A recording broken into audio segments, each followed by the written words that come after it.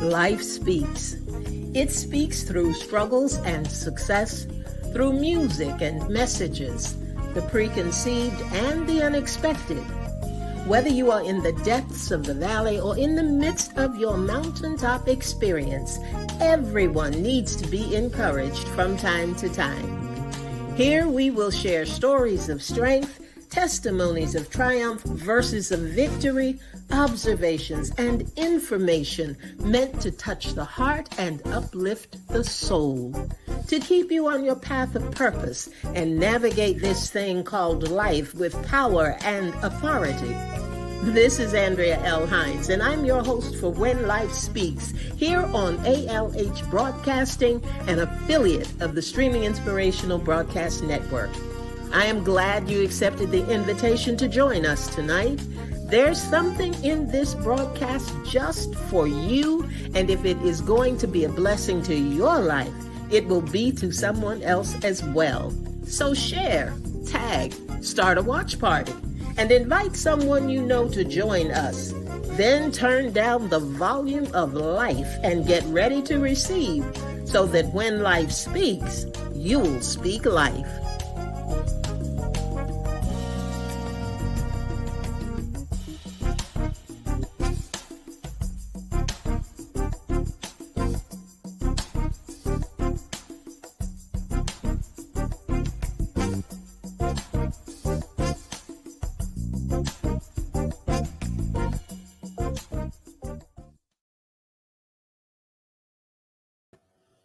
Good evening, everybody, and welcome to When Life Speaks. You have tuned in to ALH Broadcasting, and we're very glad to have you with us this evening. I have my co-host with me, Francina Booker. Francina, how are you doing this evening? I'm doing pretty good, thank you.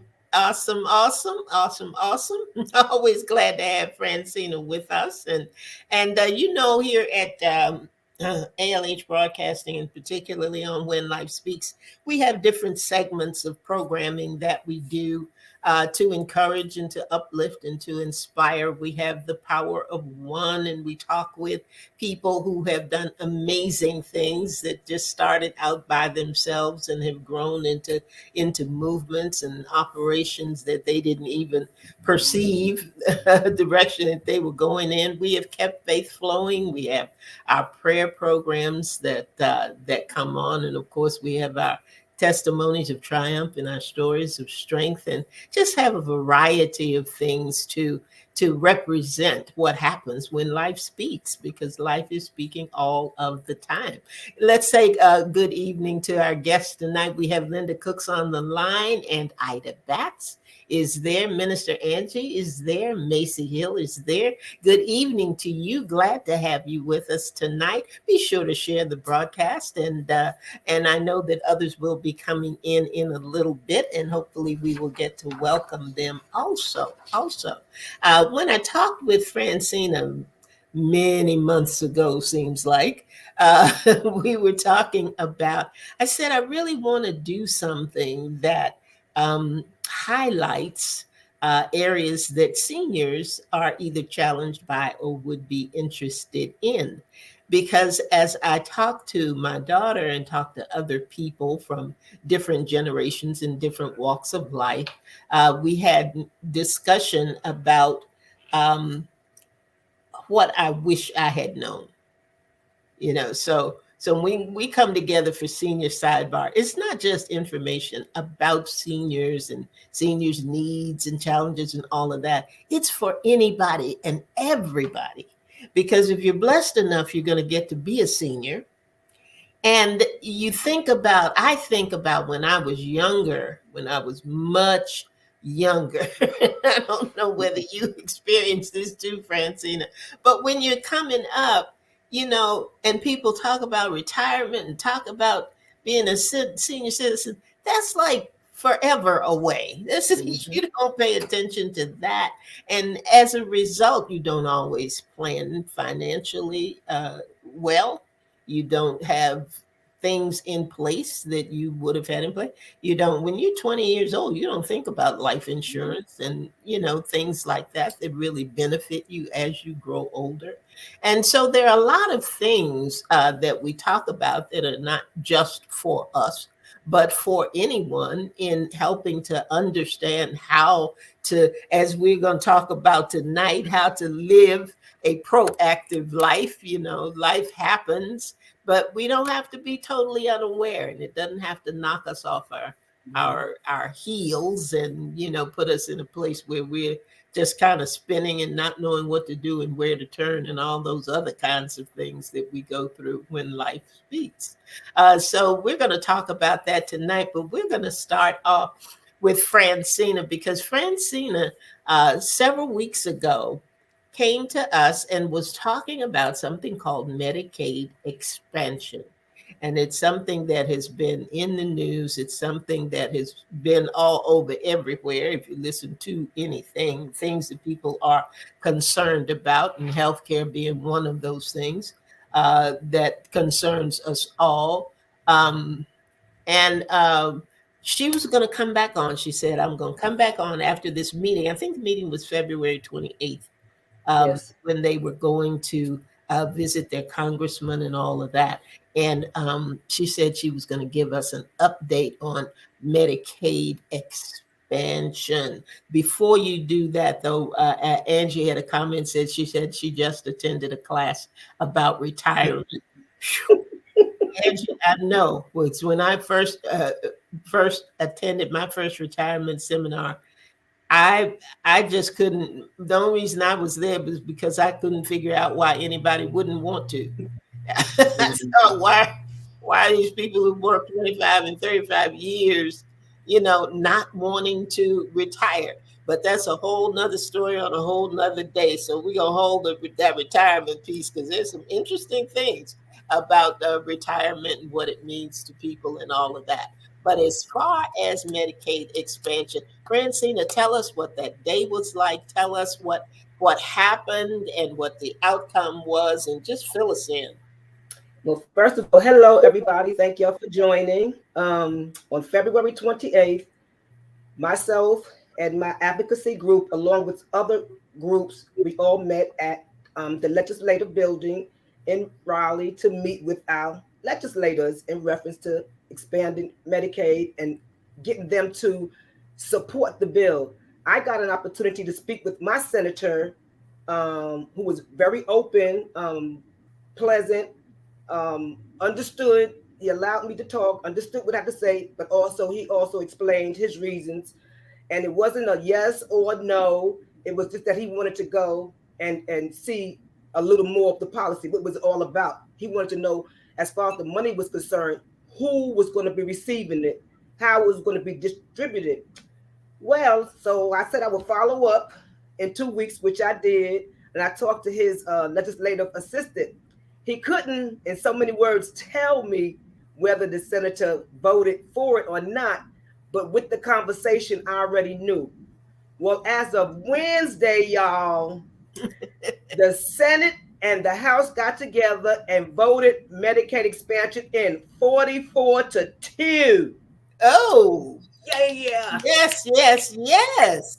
But now, there's still a process, because now, since they have come into an agreement, it has to go back to the House, because the House passed it back in February.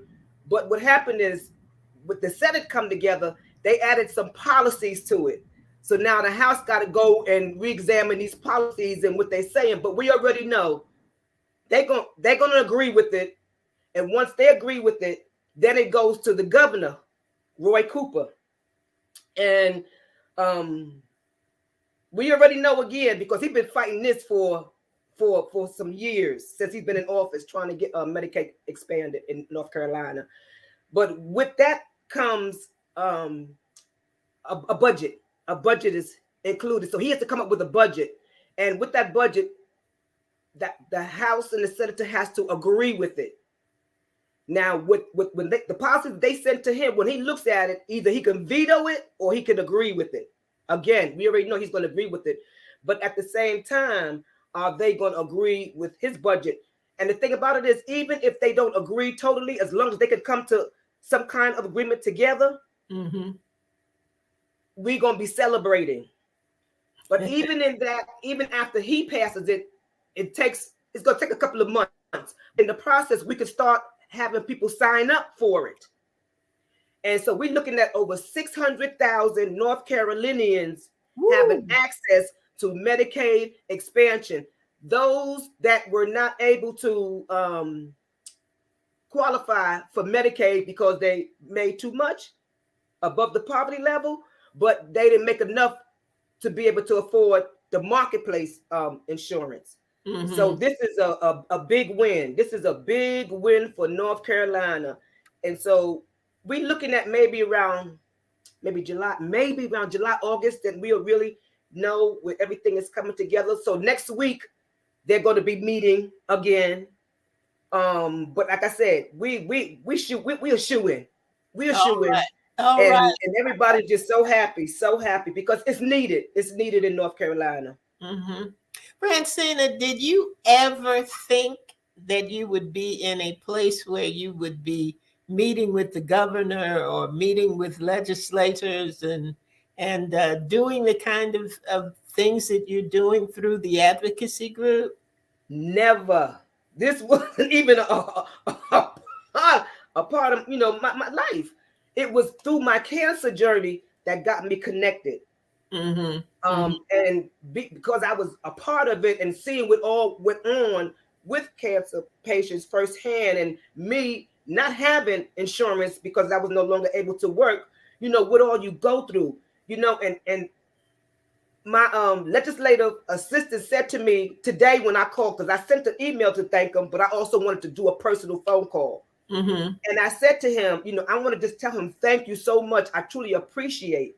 And he said, you don't realize y'all coming in person and speaking to him is what makes the difference. I mean, anybody can do phone Wow. call, and email, but it's that personal connection of telling your story and how it relates to you makes a difference. So that made me feel pretty special and pretty good.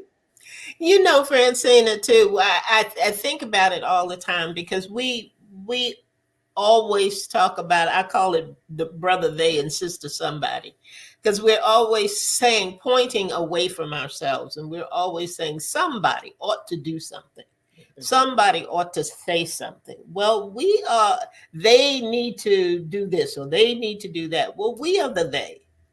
Right. We are the somebody. And we have a voice. We have a voice. And we can't sit back and say, well, my voice doesn't make a difference or my story doesn't make a difference or anything like that. We have to understand that it is important, that there is value, that we have a circle, that each of us is an influencer in our own way and in the things that we do. And that's what it means to be living proactively. We can't wait for the storm to hit before we act or react to things. We can't wait until the election, and we talked about that a little bit the other day. 2024 is a very, very important year. And a lot of times when people don't vote and people don't go out and do things, it's because they are unaware. You know, Mm-hmm. I don't know these people. I don't know what they stand for. I don't know where they are on the issues. And we need to be better informed. That's how to be proactive. So, elections coming. There are going to be offices that are open. How do we go about becoming or getting informed now and beginning to follow some things now so that in 2024 we are not voting blindly? You know what I'm saying? So how does some of that work, that we find out exactly where we are and who to look at and look out for? Well, what you do is you can go to the website, the North Carolina Voter Guide. It has all the information on there of what who's when elections are coming up, who's running, and they tell you about them. They give you a description of the person. They let you. And that's any state. We're Yes. talking from the perspective Yes. of North And any Carolina, state. but Any in state. any state. So Any those of state. you who Yes. are tuning in from other areas and other places, what we're saying in terms of North Carolina is true in South Carolina, Ohio, Chicago, wherever it is that you are living. It's the same kind of process. I didn't mean to cut you off, Francina, but go ahead. Yes, yes. So, and they will go to that, and that's where they get all the resources, all the information, everything they need. They just follow the instructions on there. I mean, and it gives you step by step instructions, so you will know.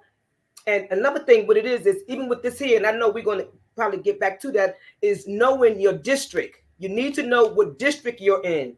You so that way that tells you who your House representative is going to be, who your senator is going to be, and that way you can follow them. How do Mm-hmm. you follow them? They got they social media. Get their Facebook page. You know, some people do Twitter. I'm just learning. I ain't good with Twitter, but a lot of the legislators they like Twitter. They do Facebook, but they love Twitter. So my thing is, just trying to learn these things and follow them.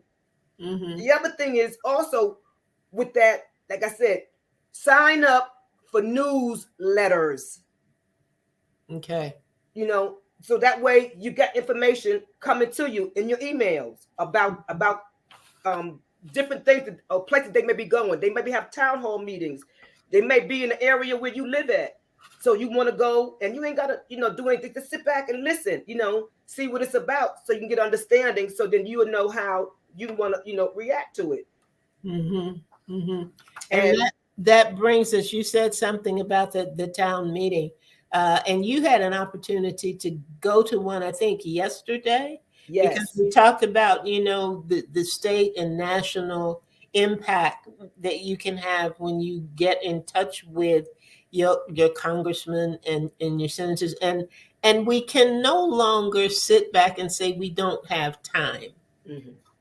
We can't afford not to make time in some of these areas. Now maybe you won't go to visit your congressman, but maybe there's something else that you can do to support the effort for those who are going.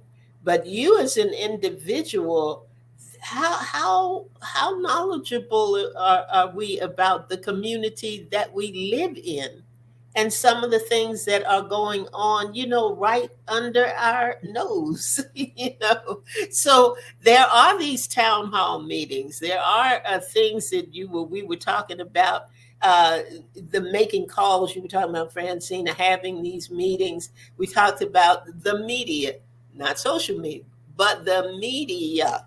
There are places where you can send your letters to the editor or send your questions in. Take advantage of that. Join some of these organizations that you can support somehow, like ASCAN and those things, and advocacy groups and different groups that are out there. Like and share. When you see something on social media that is worthwhile, that is worthwhile. We're not going to support crazy. We're not going to support, just people who are vengeful about things, but things that are worthwhile. Like and share. Share with your circle of influence. Share with the people that you know, people at your church. We all have a circle. We all have a Yes. circle of influence. Could be your neighbor to your left and your right, could front, behind, whatever. And we talked about that too. Who's in your neighborhood? Who is in your community? Who, what do you know? What do you know You about know, the neighbor? and let me say something about the community because I'm guilty. I've been living in my area for 18 years and only know my neighbor to the left and to the right of me, and that's it. And that's bad considering what I do. But I do, and as me and as y'all out there, y'all can go to, they have fundraisers, they have health fairs in your community. You can go to those. You can get something together with your family. Somebody in your family might have hypertension or they might have diabetes. Those are causes that have organizations out there. Do something for your family and then take that fundraiser or that donation and donate it to the cause. There Mm-hmm. are things that we can do proactively. Mm-hmm. Like I said, and so when you see, like I said, things on Facebook, and if it's in your area, just go so you can meet people, see what it's about, see, because it might be something in there that interests you. You Right. know, like I'm having relay. We having a relay for life. That's an organization that I'm also with that deals with all cancers, and we're having an event on the 29th of April at a park. And what we do is and there's no campaigning. We already told them, our congressmen, they can come, but there's no campaigning.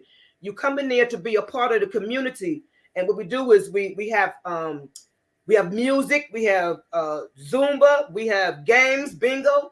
We have people have tables up there selling food, but everything that we do is a fundraiser, and it goes towards the American Cancer Society, which with them, the funds are used for people who need to have transportation, maybe to their appointments, people who might need help with co-pays, Mm-hmm. people who may need money for medications, treatment. So these dollars, when people asking, we're not asking just to be asking, because we asking because we're trying to help those that don't have access.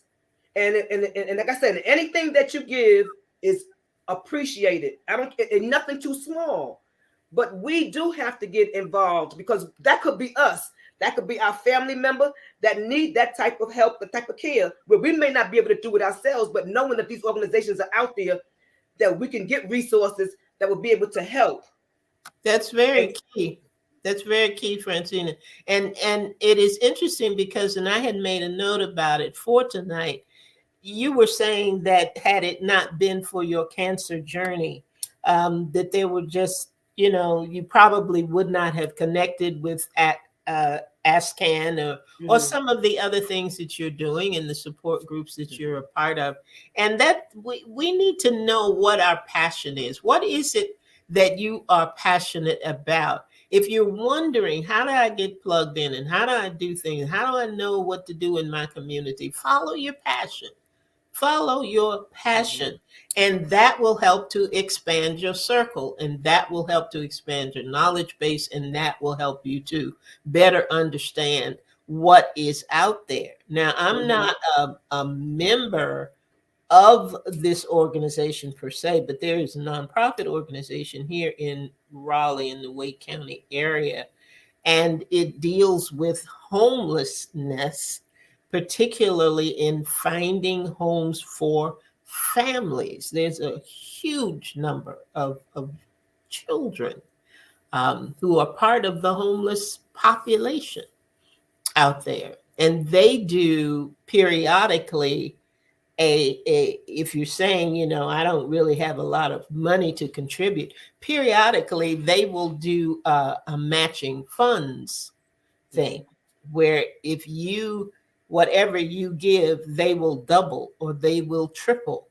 that amount. So maybe I don't have $100, but if I give 50 on a triple match, then I've really given 150. You know what I'm mhm, saying? So if we look into the things that we are passionate about, a young lady at church was dealing with lupus. Well, that's my sister passed from lupus. She had it at a time where they didn't really know much mhm, about it, didn't really know what it was, and she, lost her fight. But I was able to provide transportation for the young lady. I didn't tell her what my situation had been with my sister, but as a result of that, when the lupus walk comes around and they are looking for funds, I have a different perspective on it. mhm, So when you're just listening within your circle of influence, and you find yourself being passionate about different things, then you can get involved. You can see, well, on like at our church now, we have a prison ministry. If that's something, if you've known somebody who's incarcerated, if you're interested in that, then two Mondays a month, one for a meeting and one to actually go and minister. There's so many opportunities out there to use your voice and to make a difference. I would say, I want to be a difference maker. I want to make a difference. I mhm. want to change. It's not always monetary. Exactly. It is not Exactly. always monetary. There's so many things that you can do. I'm gonna ask you a question, Francine, and I'm asking this for everybody who is listening in. Now thinking about your circle today and what we can do and who we connect with. How many new people or new organizations have you become a part of in the last year or the last 5 years? You don't Ooh. have to answer me. You don't have to answer me if you don't want to. Oh, I don't mind. But if your circle has not changed, if you have not met any new people Yeah. that you have connected with in the last year or the last 5 years, you're not using your voice as much as you can. You're not making as much of a difference as you really are able to. And you don't even think about it because we're in our little cluster, we're in our little group, we got our little routine. We stay in our little routine and we complain about all the things around us that we could impact if we were proactive and used our voice. You look like you're just waiting. Let me tell it. Let me tell it. I did. We have what we call next door. It's like a community based people, sit Mhm. there and talk and they have all kind of information. But what I did was I had put on there, I was looking for volunteers to help me, just to help me support whatever. And I had one lady answer. And we met. Now, is this through a community organization or your breast cancer organization? Well, it was just no, this like I said, it's community. It was Okay. next door. But I wanted to help me with what I was doing. I was doing like fundraisers and just doing it by yourself sometimes is a little Yeah. difficult. It's better when you got some people to help, in Hmm. different areas. Well, only the one she answered. And we set up a meeting at Panera Bread. And we talked, and I told her my vision, what I was looking for, and everything. And she said, well, I can help you. This was 2 years ago. We are so connected. She has helped me do fundraisers. She has donated to the site. We do different things for each other.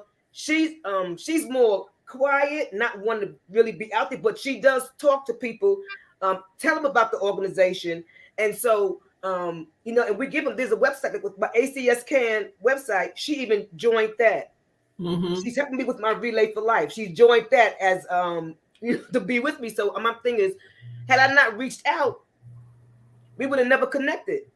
And so therefore, when I say volunteering, yeah, they may ask you for a donation, and like I said, the donation is for a good cause, but they also get you plugged in.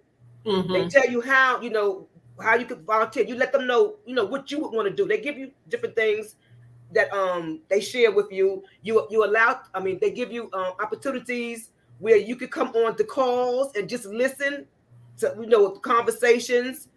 See if it's some place that you would like to be plugged in, and if not, they have different areas that you can volunteer in. What's best for you, where you fit in, and that's how you get started. And that's in every state. And see, ACS Can is in every state. when you were talking about that, though, okay, let's look at that for a minute. You had a need, and you reached out, and you found this woman who now has expanded your circle, Hmm. but she has a circle as well. Hmm. So if she reached 5 people in her circle Hmm.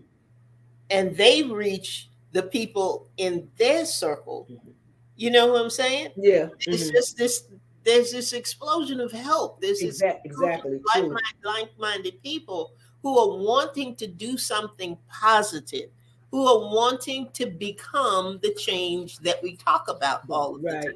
And you can do that, but it has to be intentional, Yes. it has to be proactive, and it has to be purposeful, and all those things. But we can make those things happen and we can make a difference. And we don't have to wait until we're senior citizens in order to Exactly. do that. the generation that is right behind us and the generation that is right behind them. And that takes us into the family thing. What are we doing with our families? How are we connecting with our families? How are we planting seed with our families? Because everybody doesn't have a family reunion. So if True. you don't have a family reunion, what you gonna do? What you gonna do? Hmm. What you think, Francina? What you gonna do? Again, just getting with your, starting with your children, those that are immediate, that are close to you, and share, what you want to do, where you at, see where they at, how y'all can come together and make something happen. Once y'all get together and get out there, your family, your children, they have friends, Yep. and they can say, well, listen, my mom, we're going to do a walk. Can y'all come and walk with us?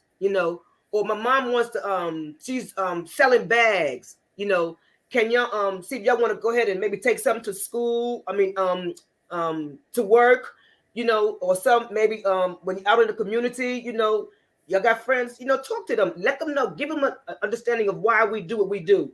Because they have to also have some kind of knowledge, So I mean, you're sitting and you're talking, and like I said, and it's not hard, like you said, being intentional. This is something that you want to do. This is something that you like. And like I said, everybody has their own little gift or something that they like. Mm-hmm. They can use that to contribute.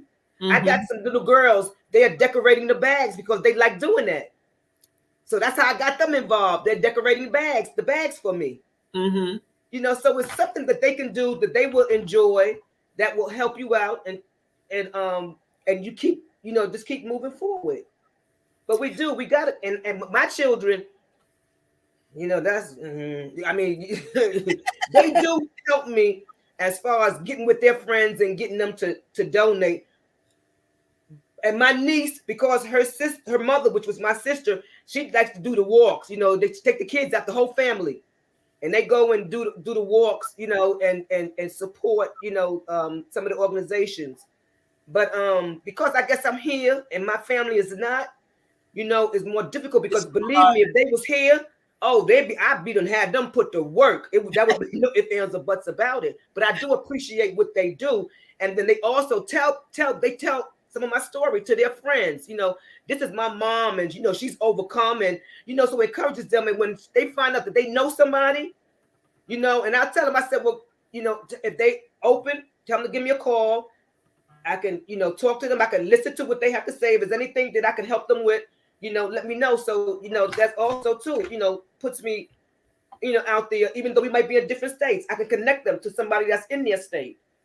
Mm-hmm. Something else too, I think about when I think about family in particular, and we're talking about making a difference and different things. And a lot of times we say, I wonder why, I wonder why I have this, or I wonder why I have that. Or you'll hear people say, Aunt so and so dealt with this, or Aunt so and so dealt with that, or Uncle Bob did this, or whatever. We have to find a way um, to really just sit down and talk Mm-hmm. to the matriarchs and patriarchs of our families. There's some amazing things that you will find out, and you don't always have to depend on ancestry.com Right. to find it out. Have a conversation. I learned that my dad was a direct descendant of the explorer Matthew Henson, Wow. and I had an opportunity to, and he and I both did, to meet when they brought the Eskimos here to the United States and had a big reception and did all of that. We had the opportunity to participate in that. Mm. And there are things that we interviewed a young woman the other day, and she was talking about how her mother was active in the civil rights movement when it came to housing and things like that. A lot of times, once these matriarchs and patriarchs move on and transition to their heavenly assignments, there's nobody left to tell us. There's nobody left to let us know what happened. There are things about our health. There's, I think you were sharing with me something about was, I don't know whether it was breast cancer that your mother and your aunt or somebody else, that the women in your family were Grandmother. predisposed to. Grandmother, Hmm. yeah. And I didn't find a lot of stuff out um after. Well, I didn't know to the extent my grandmother, my father. I thought about. I didn't know she had a double mastectomy. I didn't find that out until after I was diagnosed. Mm-hmm. Um, and all of it is on my father's side. You Mm-hmm. know, his sister, my two first cousins, all of them was before me. Now my Mm-hmm. aunt was after me. She was in her 70s when she was diagnosed. But like I said, these were things that had no idea. You know, and like I said, now coming up, you know, finding out, I knew something about my grandmother with congestive heart failure because she was on my father's side, but I had a close relationship with her. So Mm-hmm. I knew about these things. And when she was in the hospital, when I was living in Maryland, she had me down for the doctors to talk to when things was going on. So that's how I knew about her. I Mm-hmm. didn't know about my aunt had congestive heart failure until last week. And then she had a Well, leaking heart from her daughter when I was telling her what the doctors had said about my father. And mm-hmm. so I'm like, wow, you know, and Yeah. it's unfortunate. But like I was saying earlier, you know, before when I was coming up, we couldn't ask no questions. You know, it was like you stay in the child's place. This is grown folks, you know. So we knew better, and it's unfortunate because now we're reaping, you know, things that if we had known earlier, maybe we could have prevented it. You know, had some prevention measures put in place, or at least we would have known what to be looking out for at an earlier stage. But Mhm. A lot thank of God, times, though. I know I've heard that some people, when they have their family reunions and things, that they set aside a time when they have their programs or whatever, that they set aside a time for financial piece and life insurance piece and things like that. So as we're being proactive and living life proactively, let's start thinking, about what we are sharing. It doesn't always have to be just about food, and it definitely doesn't have to be arguing about what happened 10 years ago, that you and Junebug still mad at each other and not talking. So it doesn't have to be that. Right. Think of something, be creative, think of a way to really, really learn about your family. I don't think about it until I go to the doctor, and they have the section about family history. Has anyone in your family had diabetes? Has anyone in your family had tuberculosis? Has anyone in your family had this, that, and the other? And that's the only way I knew about some of those things, because I would go back home and I'd say, okay, here's the list that I can remember. Anybody had this, anybody had that, anybody had the other. And there were just things that had I not asked, I would not have known. But it's just like you saying, having that knowledge allowed me to watch out for some things, to do some things a little differently, to not be surprised when certain diagnoses did come. And my knowledge of what had happened with family before helped the doctor then know how to treat and prescribe and diagnose and all of those other things. So there's a way for us to make more of an impact than we realize, and we can do it from a state and national level. We can do it through different things in our community, and we can do it starting right with our families. We can begin to live a proactive life, and I think that is very, very important. So I tell you what, we're almost out of time, Francina. This time goes by so fast sometimes. I always appreciate when you come on with me, and we always have something to talk about that I hope will be helpful to our listeners out there and those who will share the program and come back for the replay of it. but we have a responsibility um, to share. We have a responsibility to share. We have more information than we realize. Hmm. We have more in us that we can't always identify. You know, we God has put a lot in us, and it's not just in terms of gifts and talents, but the experiences that we go through. You know, the things that happen to us, the things that we live through, the things that we are able to combat, the things that make us victorious, the things that make us more than conquerors. All of Hmm. that is not just for us. It is for us to help those who are coming along behind us. Yes. It is for those in our circle. Nothing is by accident. You know, we talk about people who are with us for a reason, a season, or a lifetime. All of those things, all of those categories are connections to our journey, are connections to help someone with their journey, are connections that keep the light and love of Christ flowing through the things that he does, through the arenas that he puts us in. And yes, yes, we can live our best life now, but we can also live our lives proactively to Yes. make a difference for somebody else. Yes. I think that's important.